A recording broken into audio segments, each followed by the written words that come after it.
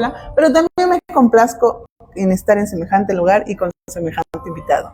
El día de hoy tenemos al maestrante Jorge Luis Rodríguez y estamos en Café con Letras. Nos gustaría darle la bienvenida y que nos salude. Hola, profe, ¿cómo se encuentra hoy? Muchas gracias. ¿Cómo se encuentra? Feliz de poder estar aquí y compartir nuevamente el espacio contigo. Gracias. Justamente platicamos hace un ratito de que ya pasó algo de tiempo. ¿Un año? Desde la última vez que nos encontramos. Sí, un año. Y bueno, siempre poder participar, poder contribuir con ideas, con reflexiones. Entonces muy grato, muy divertido. Sí, gracias por la invitación. No, gracias a usted y a cada uno de los que nos van a ver o nos están viendo. ¿Me permite dar una reseña muy corta, muy breve? Adelante. Okay. Desde su trayectoria, el maestrante Jorge Luis Rodríguez Mirón, licenciado en Psicología por la Benemérita Universidad Autónoma de Puebla, es también maestro en Educación Sexual por el Centro Integral de Sexualidad y Educación Sexual CICSES. Cuenta con diversos diplomados en Sexología Clínica, Tanatología, Neuropsicología, Derechos Humanos, Administración Pública, entre otros. Además de certificarse ante Conocer en impartición y diseño de cursos de formación de capital humano. Dentro de su experiencia profesional se incluye actividades de acompañamiento psicoterapéutico, tanatológico y sexoterapéutico a nivel clínica, también en actividades de capacitación, clima y desarrollo organizacional, manejo de estrés, administración de recursos humanos y relaciones laborales a nivel organizacional. Ha participado también como docente en licenciaturas de Psicología, Administración Pública y Pedagogía en diferentes universidades, de igual manera como director de del sistema DIC municipal de Zacapuastla, y trabaja en diferentes proyectos de intervención en temáticas de educación sexual, prevención, acompañamiento e intervención con grupos y sectores vulnerables. Y solo por eso y más, por eso el día de hoy lo tenemos. Gracias, maestro, por su hermosa trayectoria y también por su tiempo y su espacio y conocimiento. Y vamos a iniciar con este maravilloso tema, que la verdad sí me movió mucho la cosa, porque nunca me había yo invitado a reflexionar desde la introducción simplemente de su tema, ¿no? Sí. Cuando la enfermedad entra, ¿cuánto puede llegar a afectar nuestra sexualidad?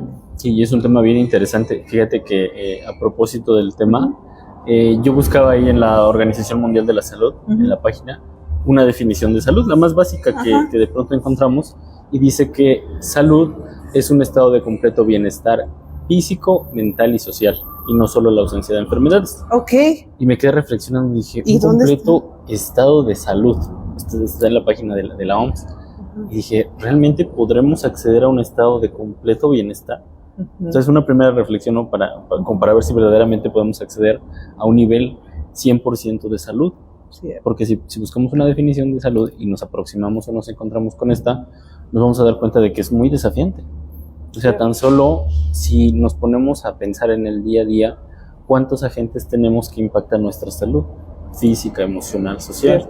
Sí. Tan solo hoy en día, algo muy común es la parte del estrés.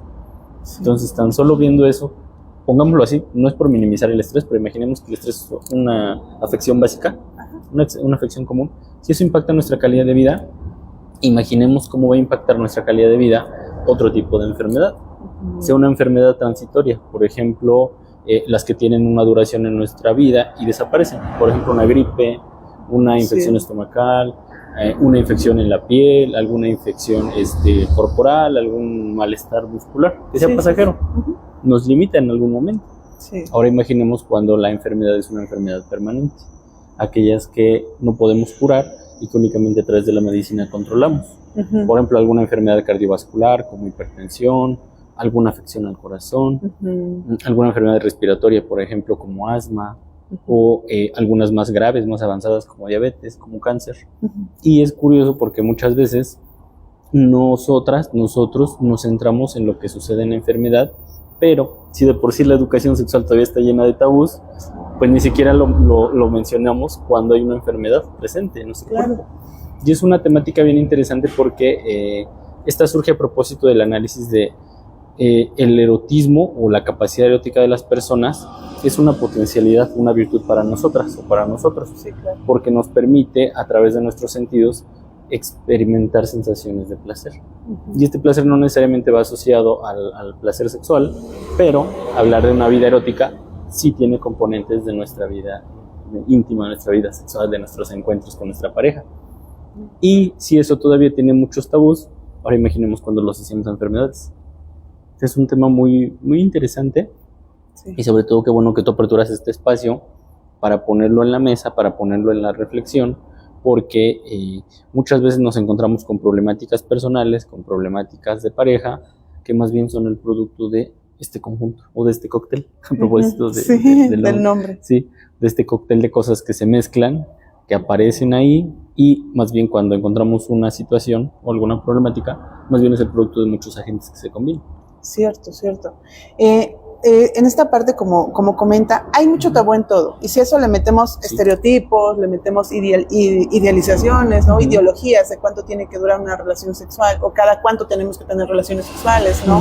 O algunos, vamos a hablarlo así, de que tiene que haber ámbito sexual para que sea una relación de pareja, ¿no?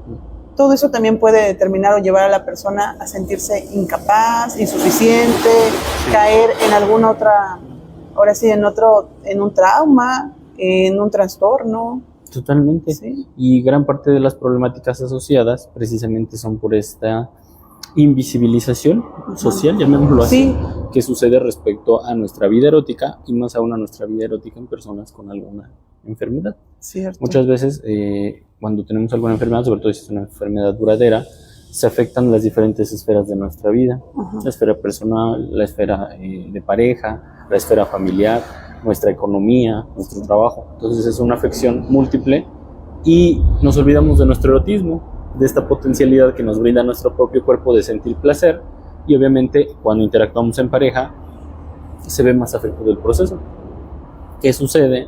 Que empiezan a aparecer problemáticas en la relación, problemáticas en la comunicación, hay cierto distanciamiento, hay cierto alejamiento, que más bien es el producto de que no entendemos lo que está pasando en nuestro cuerpo asociado a la enfermedad. ¿Es una enfermedad temporal o una enfermedad permanente? Okay. Y en eso que está comentando, ¿cómo lo podemos manejar? Porque nuevamente nos han metido la palabra enfermedad como lo peor que puede estar pasando, ¿no? ¿Cómo se podría manejar? Algo bien importante que tenemos que hacer, y siempre lo voy a recomendar, es que acudamos con especialistas, con especialistas en psicoterapia, especialistas en sexoterapia, porque cada vivencia, cada individualidad es totalmente diferente. Entonces, no podemos generalizar en función de un trastorno, de una patología, de alguna enfermedad, y dar así como recetas de cocina, porque tendríamos que analizar cómo está la vivencia personal, cómo está la vivencia individual, cómo está la relación de pareja, cómo la enfermedad, un determinado tipo de enfermedad, está afectando a la persona, y en función de eso cómo se ve afectada su vida erótica. Te pongo un ejemplo al azar, se me viene ahorita a la mente.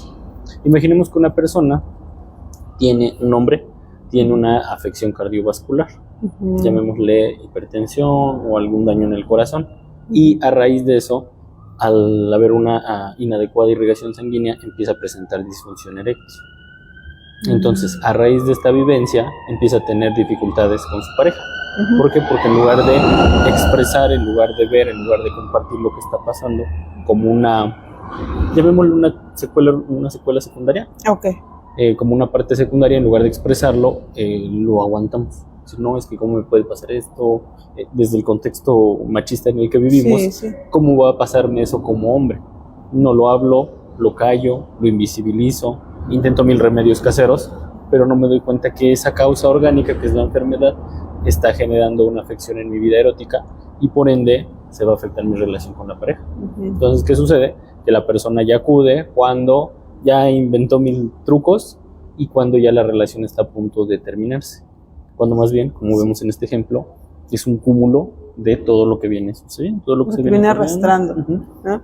De hecho, para la música que se le iba a meter a su flyers, hay una canción que me gusta mucho, el video, de hecho, de ese autor se llama Joaquín Sabina, y se llama Amor se llama el juego, no sé si lo ha escuchado, pero en el video habla precisamente que él narra que la esposa enferma, y en el machismo, como dice usted, donde se ha justificado que cuando una persona está enferma se le pierde el deseo, por decirlo así, espero no ofender a nadie, eso es lo que nos han educado tristemente, se le pierde el deseo, el marido sale a buscar esa satisfacción por fuera, ¿okay? Se buscan una justificación, y entonces, pero la relación sigue, o sea, sigue ahí, él cuida de su esposa, pero él todas sus salidas eróticas, este erotismo que él lleva por dentro, lo desfoga por medio de otras personas. Sí. Y el mismo video narra que busca personas más jóvenes, o sea, vamos a decirlo, personas sanas, ¿no? Uh-huh. Entonces, como tal, ¿tiende a ser muy violenta la sociedad? ¿O qué nos está pasando? Que estamos minimizando algo que realmente es, que sí sucede, o sea, algo que realmente es importante para cada uno. Porque como decía Freud, ¿no? Somos seres sexuados, desde que nacemos hasta que morimos. Sí, totalmente. Y fíjate que hay algo bien interesante también que tendríamos que poner sobre la mesa, que es la vivencia del duelo. Uh-huh. Muchas veces creemos que el duelo solo tiene que ver cuando una persona fallece, uh-huh, y como esta respuesta reparativa que nuestro cuerpo genera. Uh-huh. La realidad es que no. El concepto de duelo aplica a todo proceso en el cual sufrimos una pérdida, y esa pérdida puede ser desde una pérdida del trabajo, desde una pérdida cuando egresamos, a propósito de que estamos en temporada de graduaciones, uh-huh, cuando salimos de un colegio, de una escuela, de una secundaria, uh-huh, hay una pérdida porque estamos saliendo de una zona y enfrentándonos a un nuevo reto. Claro. Entonces lo mismo sucede cuando perdemos la salud, cuando yo estoy en la vida diaria y de momento llega un diagnóstico, sobre todo cuando es una enfermedad permanente, y esa enfermedad llegó para quedarse. Entonces yo en ese momento estoy desprendiéndome de mi concepto de salud, aunque uh-huh, sigo poniendo ahí la reflexión si el concepto de salud es un poco desafiante por sí mismo, pero yo me desprendo de mi salud y estoy viviendo un duelo.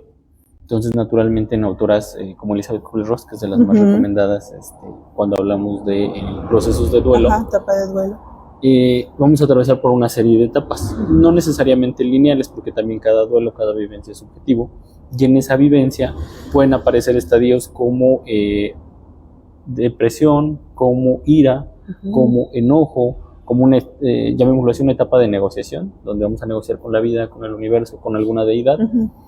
Pero en esta vivencia del duelo, que no es transitoria, no es de un mes, 2 meses, lleva un proceso.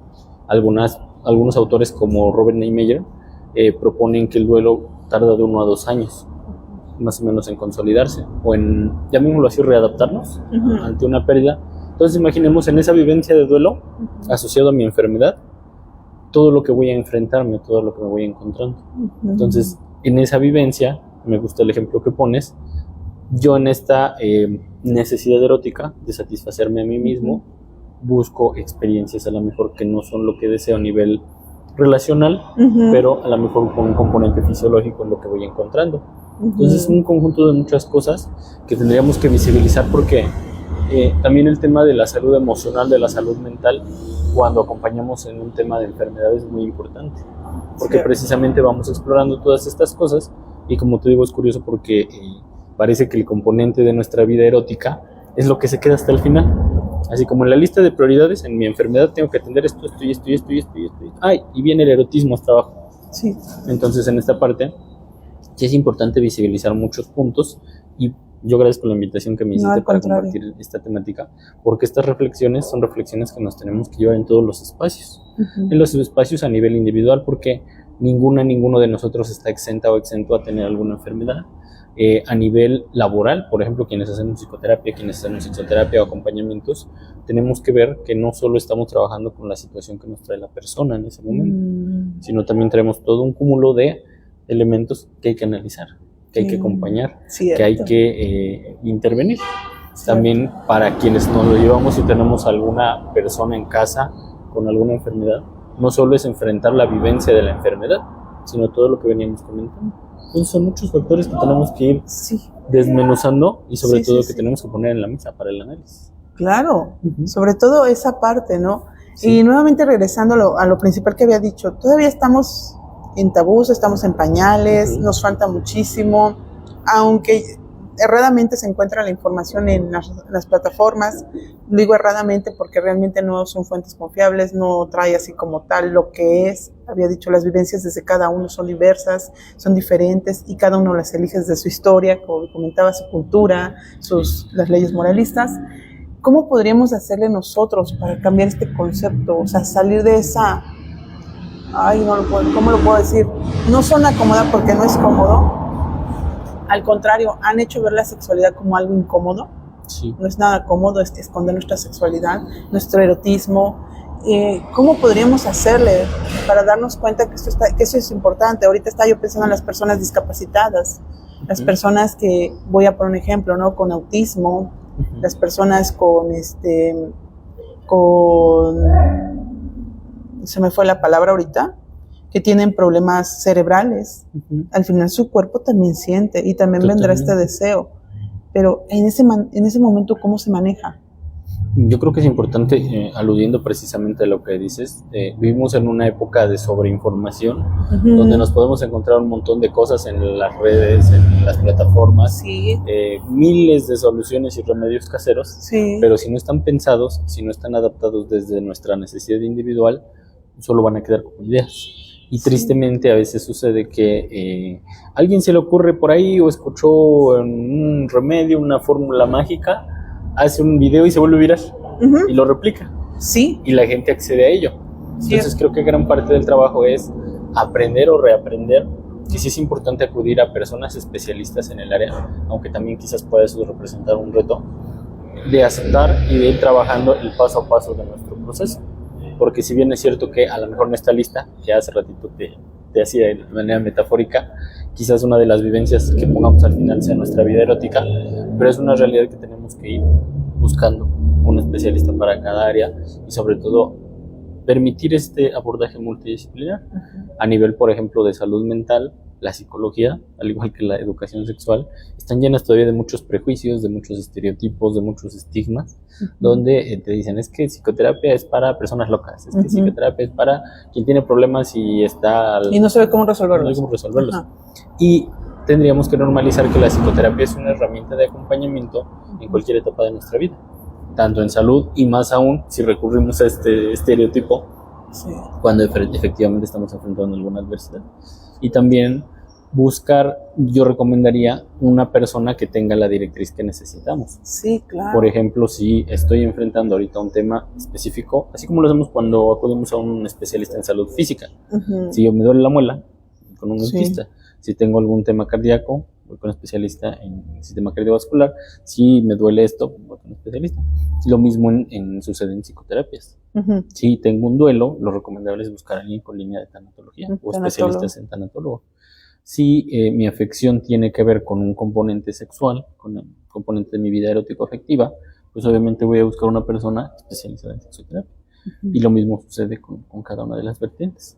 Y ese sería como el escenario ideal que tenemos que ir naturalizando nuestro sistema. A mí, por ejemplo, me llama mucho la atención la cantidad de dinero que a veces las personas invertimos en detalles triviales. O sea, como voy al móvil, me voy a gastar ahorita en unas uñas tal cantidad. Eso también es a lo mejor es un elemento importante para mi vivencia, pero así como destinamos una cierta cantidad para aspectos físicos, también sería importante destinar ciertos recursos para nuestra salud mental. Claro, cosa que la dejamos muy abandonada. Nos cuesta mucho.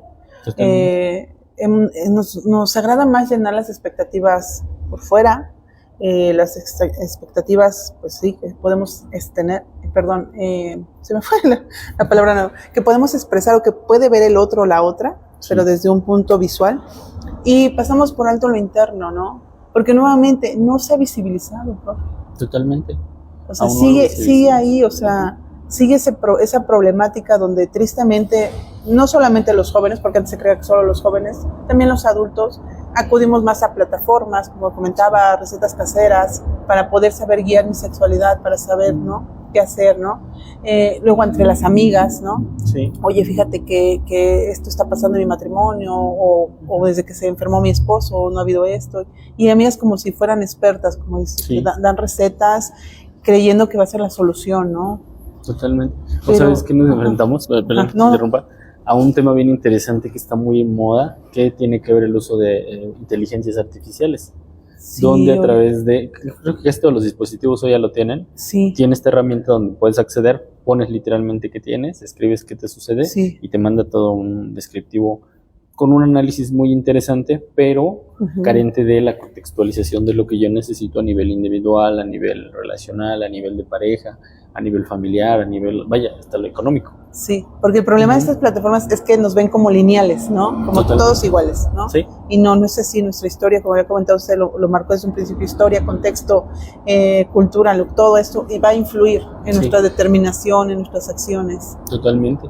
Y a eso sumarle, si estamos, por ejemplo, en el curso evolutivo de la enfermedad, es muy diferente acompañar a una persona cuya vivencia erótica se está viendo afectada a la mejor a raíz del diagnóstico de alguna enfermedad en específico, a diferencia de acompañar a una persona cuya vida erótica se está afectando ya por alguna secuela de la enfermedad. Entonces también eso va a impactar mucho, por ejemplo, en grados de enfermedad. No es lo mismo una persona que tiene ahorita, llamémoslo así, un diagnóstico de cáncer, y que ese impacto de lo que representa a nivel psicoemocional le va a generar afecciones o modificaciones en su vida erótica. A diferencia de acompañar a una persona que ya está en un proceso de quimioterapia o en un proceso que es muy desgastante, porque los procesos de radioterapia y quimioterapia son muy desgastantes. Entonces hay que analizar el caso con individualidad y también tratar de entenderlo, porque también es un reto desafiante que tenemos hoy en salud mental. Sobre todo si fuera la pareja, ¿no? También. Sí. O sea, la pareja ahí ¿cómo lo manejaría? Sí, exactamente, porque son temas que, como bien mencionas, a veces en la pareja ya hay una cierta separación, ya hay un cierto distanciamiento. Exacto, ya están viviendo un duelo anticipado. Exactamente. O algo también que sucede es que muchas veces si tenemos un determinado tiempo de frecuencias, por ejemplo un encuentro erótico cada semana, cada 15 días, cada 20 días, con lo que estamos bien como pareja, a raíz de la enfermedad esta frecuencia en los encuentros se va a modificar. Y a lo mejor lo que era una vez en cierto tiempo se vuelve una vez en un lapso más prolongado, o a lo mejor la ausencia de un contacto. Pero podemos encontrar alternativas a nivel individual para vivir mi erotismo, mi autoerotismo, y podemos encontrar alternativas también para vivirlo en pareja. Hay una palabra que me gusta mucho que es el coitocentrismo. Estamos acostumbrados a que todo tiene que ser coito. Un contacto cuerpo a cuerpo, cuando en realidad hay muchas formas de explorar el cuerpo humano. El erotismo, sí. El erotismo. Hay un autor buenísimo que es David Barrios Martínez, sexólogo mexicano, que dice que los dos principales ingredientes o los dos principales órganos en la vivencia sexual son el cerebro y la piel. Y es lo que a veces nos olvidamos. Sí, nos vamos más por los genitales, como comenta. Exactamente, a veces en la vivencia con mi pareja no necesariamente tengo que centrarme en un contacto, en un coito, en contacto genital, sino que puedo acariciar la piel. Muchas veces cuando acompañamos en procesos de enfermedad, una caricia, un abrazo, un apapacho muy profundo puede ser extremadamente placentero y recordarme que a través de mi erotismo soy una persona que está viva. Sí, y ¿sabe qué? Me acaba de volar la cabeza ahorita con lo que nos comparte, y le agradezco mucho, porque ciertamente estoy recordando que para la piel y para el cerebro todo es aquí y ahora. Si nosotros traemos aromas, como había comentado, si traemos esencias, si traemos recuerdos, si un ejemplo, ¿no? Que voy a poner ejemplos de la pareja, ¿no? Si la pareja, si te acuerdas de esto, cuando nuestra primera luna de miel, ¿no? O, bueno, nuestra primera noche de bodas o nuestra luna de miel, y empiezas a besar el cuerpo o acariciar la mano o todo esto, el cerebro se va a activar y la piel también le va a continuar, ¿no? Y viene un erotismo y puede venir también una satisfacción, como comenta, porque tenemos herramientas increíbles. O sea, el ser humano es una cosa maravillosa, donde tiene todas estas capacidades para volverse a reconstruir. Sí, como bien mencionas, el ser humano es un conjunto maravilloso de muchas cosas que nos permiten retomar la vivencia erótica. Y esta vivencia erótica puede ser, en lugar de una limitante, puede ser un ingrediente muy importante en el acompañamiento en mi patología, en la enfermedad que estoy enfrentando, y a partir de ello hacer una experiencia más enriquecedora. Cierto, o sea, sí, la verdad sí, porque nos encerramos, cuando dice duelo por diagnóstico, ¿no? Nos encerramos prácticamente y nos avanzamos en el futurismo, donde pensamos que lo que viene es la muerte, ¿no? Y olvido el placer de tenerte aquí, en este momento. Sí estás pasando por una enfermedad, sí esto y el otro, pero nos vamos más por este pensamiento caótico de ya no vamos a estar, ya no va a ser igual, ya esto se va a acabar, en lugar de ver qué te tengo aquí, ¿no? Sí. Y con esto que te tengo aquí, ¿qué puedo trabajar contigo? ¿No? ¿Qué nos podemos permitir, no? A lo mejor conocernos en una nueva etapa, como dicen por ahí, ¿no? En la enfermedad ahora, ¿no? Pero conocernos, porque a lo mejor no nos habíamos conocido en esa etapa. Exactamente. ¿No? Y me gusta ese concepto que manejas, el reconocernos o el conocernos en esta nueva etapa de la vivencia de la pareja.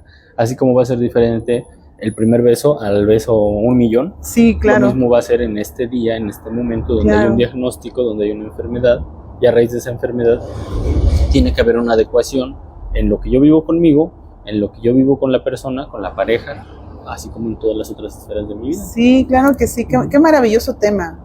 Cuando lo leí dije, ay, sí, como que de repente dije, esto está muy fuerte. Y ahorita que nos lo está exponiendo y nos lo está explicando, yo creo que nos invita a eso, a lo que somos, ¿no? Posibilidades. Sí, totalmente. Muchas posibilidades tenemos, muchas herramientas. Sí, somos posibilidades y me gusta esa frase que mencionas de somos, porque en esta transformación que vamos sufriendo a lo largo de nuestra vida, hay etapas, hay edades en las que algunas autoras o autores proponen que hay enfermedades esperadas, llamémoslo así. Sí, claro. Porque a veces más bien es el resultado del ritmo, del estilo de vida que llevamos, pero inherentemente cuando tenemos alguna determinada condición que facilita que se presente la enfermedad, tenemos que buscar precisamente somos, con qué me estoy encontrando en este momento de mi vida, con qué recursos cuento y a partir de ello cómo puedo conectar. ¿Con qué herramientas voy a generar, no? Totalmente. O sea, me estaba recordando, no voy a quemar a nadie, pero muchas veces se cree que las personas con diabetes precisamente le viene esta disfuncionalidad en cuestión del varón, en el miembro para no poder tener la función, ¿no? Y también si esta persona sufre de hipertensión no puede tomar pastillas, por decirlo así, ¿no? La famosa píldora, ¿no? Sí. Esta píldora azul, porque se metería en una gran problemática. La segunda fase sería pues la muerte o poner en riesgo su propia vida. Entonces, como tal, creo que también tenemos que empezarnos a invitar a desestructurar ese pensamiento que es muy inmovilizador, nos inmoviliza, y empezar a ver que las personas, sin importar su condición, pueden también llegar a su erotismo, como dicen, y quitarnos ese pensamiento mágico de que solamente el coito es el único que me puede llevar a la satisfacción, ¿no? Sí, totalmente, no es el único medio para llegar al placer, sino que hay diversas formas de encontrarlo, y más aún, ya sea de manera a vivencia individual, porque también podemos encontrarnos con personas que tienen un diagnóstico de enfermedad y no tienen pareja. Entonces la realidad es que podemos hablar también de autoerotismo para encontrarme conmigo, para conectar con mi vivencia, con mi cuerpo, con mi mente, con mi ser. Y si tenemos la oportunidad de vivir con una pareja, pues también nos encontrarnos a través de con ella. Y me gusta este ejemplo que mencionabas porque, retomando tu ejemplo, muchas veces en la sobreinformación que tenemos con redes, con plataformas, con las amigas, con las vecinas, con todo el mundo que nos rodea, ya intentamos mil cosas, que pues tómate esto, o mezcla esto con esto, o intenta aquello, cuando en realidad como no está adaptado a nosotras o a nosotros, no está pensado en nosotras o nosotros, las dosis pueden ser muy fuertes, en lugar de aliviar un problema, vamos a hacerlo más grande. Y es una realidad totalmente. Es una realidad, ¿no? O buscar los escapes, ¿no? También este escape, o sea, no estoy diciendo que cada quien vive su vida como quiere, pero llevar esta justificación de decir, como ejemplo el video, ¿no? Como tú no me lo vas a dar, lo voy a ir a buscar por fuera, ¿no? Y al rato regreso a mi hogar, a mi espacio seguro, con culpa, con remordimiento, la otra persona puede darse cuenta porque al final somos seres que percibimos y también empieza a alejarse de esta relación, ¿no? A enfriarse, por decirlo así. En este caso, profe, y viendo y dándome esta información que se lo agradezco mucho el día de hoy, ¿cómo podríamos nosotros desestructurar todos estos años y años y años de información para permitirnos? Esa es una buena pregunta. Creo que lo importante es empezar a reflexionar, a normalizar como ahorita lo estamos haciendo, a naturalizar los temas y que esos temas se vuelvan temas del día a día. Creo que es un primer gran paso que en casa se permita hablar de pequeñas preguntas, porque a veces las pequeñas preguntas pueden ser muy importantes y definitivamente sí necesitamos una revolución a nivel sistema en cuanto a ideologías, en cuanto a creencias, en cuanto a educación sexual. Por ejemplo, la educación sexual apenas, no hace muchos años, se agrega a la Constitución Política de los Estados Unidos mexicanos como un derecho dentro de la educación, pero la realidad es que este derecho todavía no se refleja en las aulas escolares y es un primer espacio también donde tenemos que empezar a hacer este tipo de educación, este tipo de pláticas, este tipo de reflexiones para que cuando lleguemos al nivel de temas complejos como el que estamos hablando, cómo se afecta el erotismo en una enfermedad, cómo afecta la enfermedad al erotismo, tengamos por lo menos las herramientas básicas comunicativas para expresar el tema, para externar mis dudas y sobre todo abrir mi sentir. Porque si de por sí la sexualidad, llamémoslo natural, está todavía llena de tabús, roles, mitos, pues ni se diga cuando tenemos alguna afección, alguna problemática individual o de pareja, que también es importante naturalizar. Sí, sobre todo es esa parte. Yo los invito a que se pongan muy incómodos y tengamos noches incómodas con la familia también y podamos hablar de temas. Con una tanatóloga hablábamos precisamente de la muerte, ¿no? Que es un tema también que no se toca, decimos, no se habla, porque es llamar a la muerte, ¿no? Según, ¿no? En el tema de la muerte. Y tocar el tema de la sexualidad, pues se malinterpreta, ¿no? Te dicen que, pues, estás pensando mal, que eres un morboso, que eres sucio o sucia.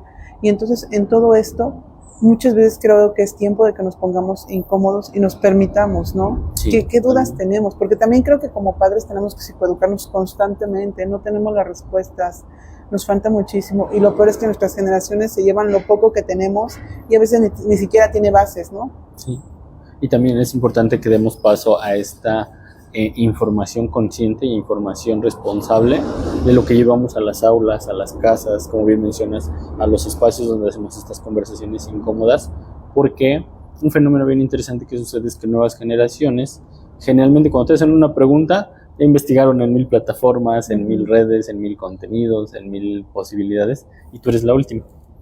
Cuando a lo mejor el ciclo debería de ser al revés. ¿Qué casa, qué escuela, qué familia sean el primer medio de contacto donde yo, persona, puedo llegar a expresar o externar una duda, a externar un tema, como bien mencionaste? ¿Que pueda sentirme cómoda? Exactamente, que pueda sentir comodidad en mi espacio familiar o en mi espacio con pareja, en mi espacio seguro.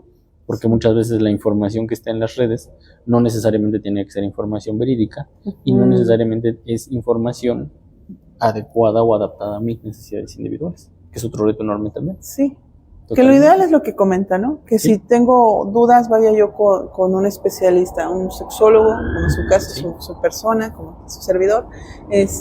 Pero también en esto yo creo que también tenemos que permitirnos psicoeducar también como parejas. O sea, muy aparte individualmente, también como parejas, como lo había dicho, núcleos familiares. Lo de escuela lo veo muy difícil todavía, lo veo también muy lejano. Siento que también como padres no nos hemos permitido. Estamos cerrados por lógica, por lo que había dicho hace rato, llevamos siglos y siglos y siglos así, aprendiendo lo mismo. Sí. Y eso que lo veo todavía en un punto, lo traes viendo un video igual, estaban peleando que ellos no querían que se metiera todavía esto de los géneros y todo. Entonces creo que eso todavía va a venir muy, muy, muy difícil. Pero ¿qué sí puedo hacer en mi espacio seguro? Más que nada para que la fuente confiable de mi hijo no sean estas plataformas, o la mía también, ¿no? Sí, totalmente, y me gusta esa propuesta que tú haces respecto a generar estas conversaciones incómodas. Me he encontrado a veces con personas que dicen, es que no sé cómo hablarlo en casa, es que no sé cómo empezar con el tema. Yo sugeriría, lo primero que hay que hacer es así, con lo que sabes, con lo que tienes, con las dudas que tenemos. Yo creo que es preferible que hagamos equipo en casa para investigar juntos, papá, mamá, abuelita, tía, figura cuidadora, y en equipo investiguemos. En función de lo que vamos investigando, vamos generando dudas, vamos generando ideas, vamos acudiendo a especialistas que nos puedan dar una mejor orientación.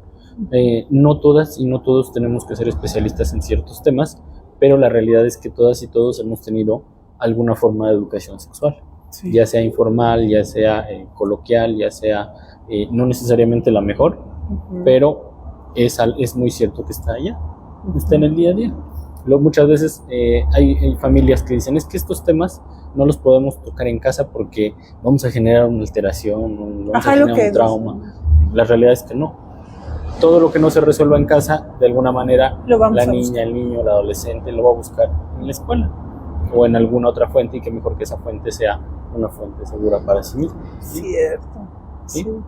Sí, es que eso es lo que nos limita, supuestamente, decimos como padres. Es que si yo lo empiezo a introducir esos temas, le va a dar más curiosidad, ¿no? Y evitas que el hijo se informe, ¿no? Sí. Como dice, yo recuerdo cuando mis hijos estaban en la pubertad, igual les enseñaba temas de sexualidad hasta donde yo me permití también, y como tal, ellos se cerraban. Sí. Porque nuevamente vemos la sexualidad como un morbo, ¿no? como algo malo, como que no se debe de ver, ¿no? Sí, y si eso le vamos también a los constructos de religión, que también eso, hago una invitación muy fuerte en el aspecto de religión, sin ofender, creo que también evitaría embarazos no deseados, creo que también evitaría abusos sexuales, violaciones de todo tipo.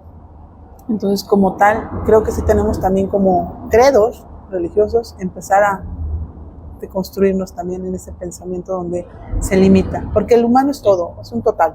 Sí, totalmente. La educación sexual tiene que responder a las necesidades individuales, pero también es una realidad que tenemos que permitirnos, porque la gran mayoría de las veces esas adolescencias, esas niñeces con carencia de información, con información errónea o con datos inseguros, llamémoslo así, se van a convertir en personas adultas que van creciendo precisamente con estos estigmas, con estos roles, con estos temores, y nuevamente cuando aparece una enfermedad, pues ni se diga, totalmente la información en cuanto a mi vida erótica es distinta, es errónea, puede ser limitante en cuanto a mi vivencia, cuando si normalizamos estos temas desde inicios de edad, podemos precisamente darle más herramientas a la persona. Ok, profe, le voy a hacer una pregunta incómoda, ¿vale?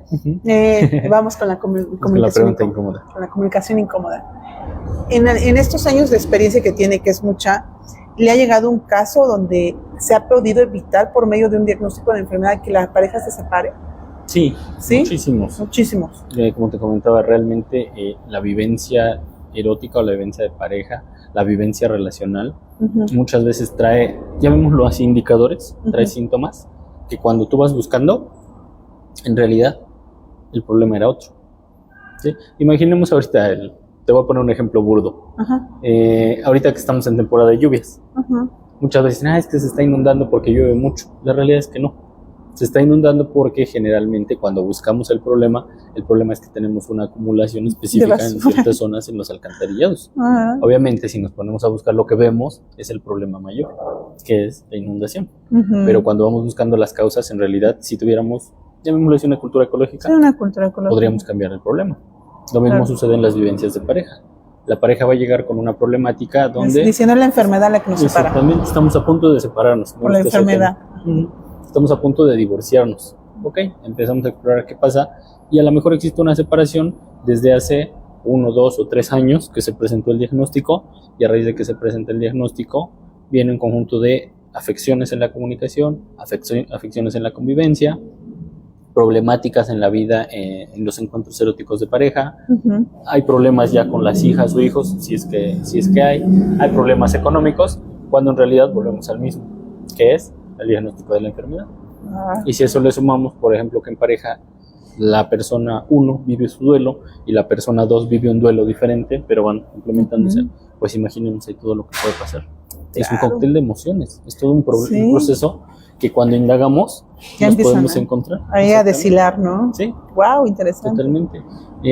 Cuando trabajamos temas de acompañamiento psicoterapéutico de pareja, es importante también hacerle saber a las personas que tienen 2 posibilidades y que están en su derecho. Una, separarse, porque también hay que dejar de romantizar que las relaciones deben de ser juntos para siempre. Que si una relación es funcional, hay que normalizar también la posibilidad de separarse. Pero también si hay posibilidad de continuar, si hay intención de continuar, si hay algún afecto que mantenga la relación, por supuesto que se puede respetar. Cuando hay disponibilidad de ambas personas. También. De ambas personas. Totalmente. Pero tienen que buscarlo entre ambas. Sí. La responsabilidad de cada uno. Sí. Wow, muy interesante. Entonces, cuando este tipo de enfermedades llegan, muchas veces se quiebran más por la ignorancia de lo que no nos permitimos saber. Sí, es más el desconocimiento que la enfermedad. Que muchas veces la enfermedad, porque la enfermedad puede modificar nuestra vivencia en mayor o menor medida. Habrá algunas que modifiquen drásticamente nuestra vivencia, pero muchas veces es el cómo lo transmito, el cómo lo vivo contigo, el cómo lo siento, el cómo lo percibo y el cómo te lo transmito. Ok, y vamos, esto no tiene nada que ver con el tema, pero me llama la atención. En este punto también de la asexualidad, que se ha normalizado mucho, lo he escuchado mucho en las redes, de que soy asexual y yo como tal no me vinculo con otros o otras, ¿no? En el aspecto sexual. También puede haber un trasfondo, más que ser asexual. Me gustaría como que no lo patologicemos. Perfecto. Hay que ver a la sexualidad como es, como una parte de la diversidad, así como a mí me gusta el chocolate, habrá personas a las que no, y esa es una parte normal que tenemos que naturalizar en el sistema, pero la realidad es que si yo, lo que hace ratito mencionábamos, si yo no tengo una pareja, no necesariamente tengo que limitarme solo a vivir mi erotismo en pareja. Ajá, sí. También tengo la posibilidad de vivir conmigo mis experiencias eróticas, conocer mi cuerpo, explorar qué me gusta, qué no me gusta, y enriquecerlo a través de los sentidos, a través de caricias que no necesariamente tienen que ser con otra persona, también pueden ser conmigo, a través de aromas, a través de sustancias, a través de comidas, por ejemplo, sí, que pueden ser una vivencia muy placentera conmigo mismo, conmigo mismo. Ok, ¿por qué lo comentaba? Porque muchas personas cuando dicen este argumento, soy asexual, o a mí no me gusta la sexualidad, o tener relaciones sexuales, mejor dicho, porque la palabra sexualidad es otra cosa, como tal, muchas veces se invitan también a ciertas, ¿cómo lo puedo decir? A ciertos ámbitos donde nunca se explora. Y cuando llega en el caso de la mujer, la menopausia, dicen, ay, de por sí no tenía relaciones, era menos, porque ya no me dan ganas. ¿Okay? Cosa que también he visto en otras personas, que es todo lo contrario. Es cuando más ganas tienen, más deseo sexual, más erotismo, pero en este caso, con estas personas, ¿qué está pasando? Las personas que se catalogan, que se dicen, no tengo el deseo, y si viene por mí un ejemplo, ¿no? Un impedimento que yo realice este tipo de actos, mejor. Sí, habría que ver que en esta situación, como bien mencionas, a qué responde la falta del deseo. Ajá. Si más bien es un proceso, llamémoslo psicológico, ajá, habría que buscar a lo mejor una causa. Pero si es una situación en la cual yo no tengo una necesidad de vivirlo, y también no tengo ninguna afectación a nivel relacional, no hay por qué. Sí. No hay por qué buscarle ni indagar ni nada. Para mí, la vivencia erótico-afectiva es como, o debería ser considerada desde mi perspectiva, como una necesidad básica, como el comer, como el respirar, sí, pero el hecho de que tú no la ejerzas no significa que tenga que haber un trastorno de fondo o alguna patología.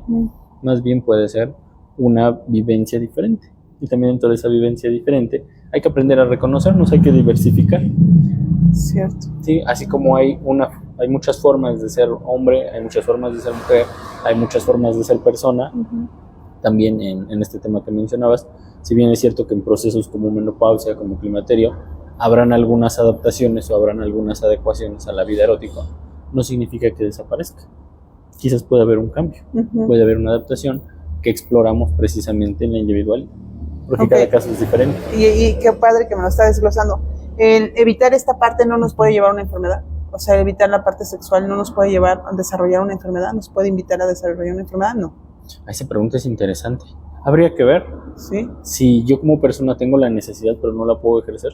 Quizás sí, pero si no hay una necesidad presente, quizás no. Es interesante la pregunta, pero creo que a lo mejor no la responderíamos en este momento por la diversidad de los casos que conlleva. Claro, Bere quiere aprovechar todo el espacio para sacar todas sus dudas, ¿no? Todo aquello que no sacó en la uni, hoy es el día.